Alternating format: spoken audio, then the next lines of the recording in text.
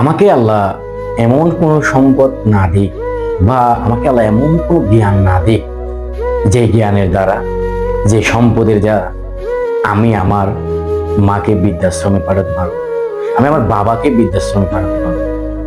একটা জিনিস আপনি খেয়াল করবেন, এই সমাজে, এই দেশে যে সকল বৃদ্ধাশ্রম রয়েছে, সেখানে যে মা বাবাগুলো থাকে, বেশিরভাগই টাকাওয়ালা এবং উচ্চশিক্ষিত ছেলে মেয়ের মা বাবারাই থাকে। তাই আমার মতো যারা নিম্ন মধ্যবিত্ত বা গরিব ঘরের ছেলেরা রয়েছে, তাদের মা বাবা ওই বৃদ্ধাশ্রমে খুবই কম যায়। তাই আমি সবার প্রতি রিকোয়েস্ট করব, টাকা থাকলে মা বাবার যত্ন নিন।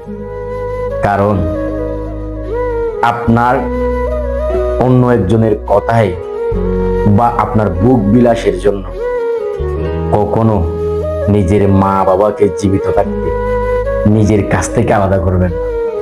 যদি আলাদা করেন, এই পৃথিবীতে আপনি ক্ষণিকের শান্তি পাবেন, যখন আপনি এই পৃথিবীতে বিপদে পড়বেন পাশে কাউকে পাবেন না, এবং পরকাল তো আপনার জন্য আরো ভয়ঙ্কর।